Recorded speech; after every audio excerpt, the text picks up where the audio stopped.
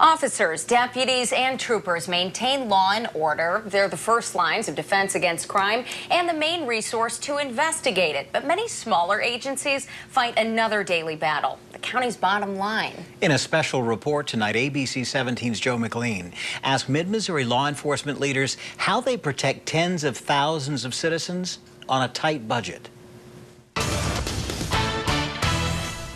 County sheriffs and city police chiefs have the tough job of taking each dollar allocated to them and turning it into the most effective agency possible. The decisions made carry high stakes, especially with public safety on the line. 90% of my decision making for staffing is with funding. What I have available to work with and what I can do with it.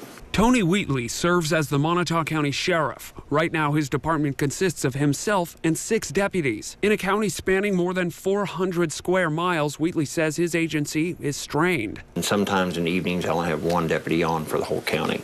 I have to answer go with them a lot of calls myself as a sheriff, just to have an extra body there. But Wheatley says he's not alone. I know a lot of the rural sheriffs around here personally, and they all have the same problem, staffing. I honestly consider myself as running skeleton crews. When I look at the needs of the community and the calls coming in, I operate on minimal staffing. According to a Department of Justice report from 2012, there are 4 common strategies law enforcement agencies use to determine how many operatives to hire. The first is per capita, where the amount of agents hired is directly related to population size. Some counties will determine the minimum number of deputies they would need to deploy at any one time. The third, like in Montauk County, is solely focused on how much money the agency receives. The workload approach, on the other hand, considers the agency's need, and it's the strategy that many law enforcement leaders in mid-Missouri say is the most effective. The 2 sets of data I primarily speak to the commission about literally on a weekly or monthly basis is the jail population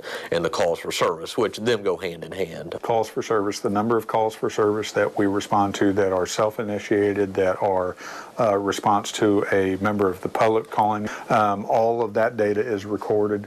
Sheriffs and police chiefs I spoke to say while all these different methods can be a helpful guide, staffing a law enforcement agency is both an art and a science and comes with learning about the community itself. The need becomes identified, and then we have to look for a solution and how do we meet those needs. Major Tom Redden has been with the Boone County Sheriff's Department for more than 3 decades. In his time, the agency underwent several large-scale expansions based on the needs of the county, including one in 2002. The demand was there, but there wasn't the supply of deputies. The information was put together, it was presented to the community in the form of a law enforcement sales tax. That sales tax passed, allowing the county to hire many new deputies and expand the jail facility. But efficiency is not only determined by a department's budget. Agency leaders I spoke to said there's one way law enforcement can become far more effective without spending a dime. Without a community support level that aids us, then we can't really do a very good job. Community support is a necessity. It's not a want, it's a need. The community members are the best eyes and ears we have out here. You can't have a cop on every street corner. There's a lot of responsibility placed on the community members themselves. In Montauk County, Sheriff Wheatley says his deputies are steering towards community policing efforts. Where we're starting to get out and get in touch with the public more. And I think that's going to help us a lot in the long run. And that's going to help make up for some of that deficit we have in deputies. You can find out more about law enforcement logistics and how you can get involved on our website, abc17news.com.